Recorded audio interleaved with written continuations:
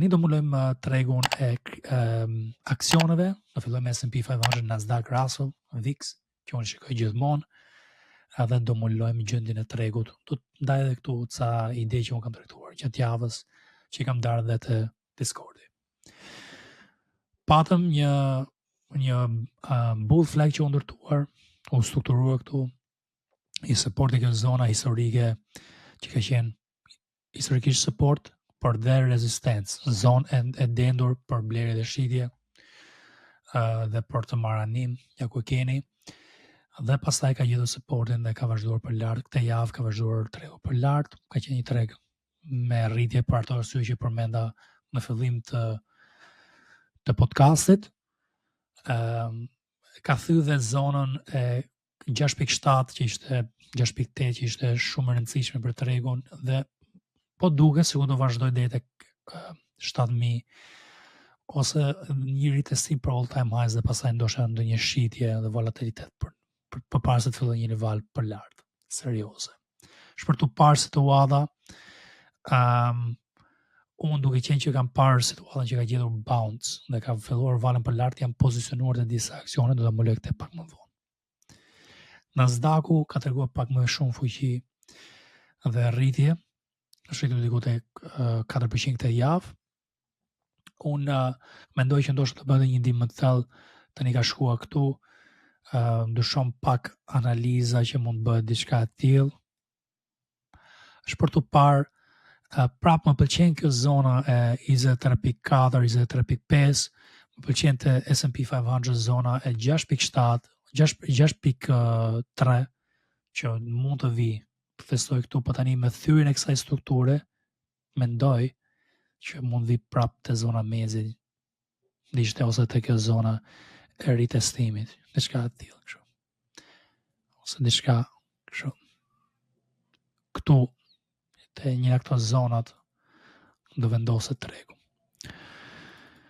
Russell 2000 rritjet mirë, kemi rritje më të lartë te kjo, por mu po më duket se do të bëj ndonjë short paktën te një ritestim këtu. Më duket okay, tregu po duket në një rikuperim, një pozitivitet, sepse mendoj që do ulen normat e interesit dhe po vazhdon kështu. Po vazhdoj kështu, ndjehem shumë i kënaq sepse jam pozicionuar në treg. Nuk është që kam problem nga mos pozicionimi ose fakti që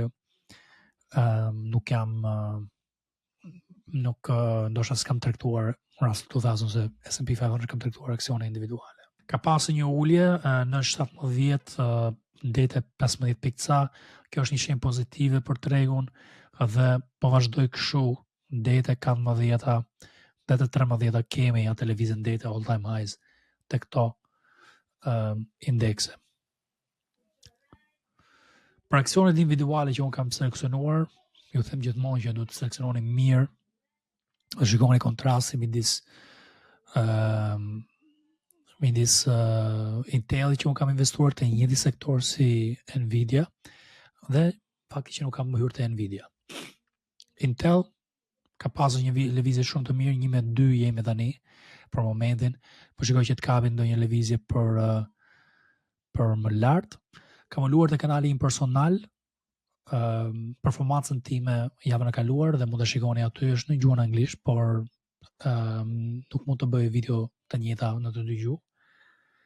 Dhe kam ulur analizën e performancës time dhe pse kam bler Intelin dhe disa aksionet e tjera. Metalet e çmuara kam bler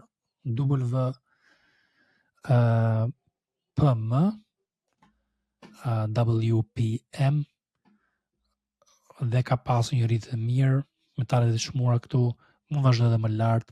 Shpresojmë që të bëj një all time high dhe kjo, si ka bër silver, si po tenton të bëj floriri tani dhe të shtym ndoshta deri te 128 do ishte perfekte për një profit serioz.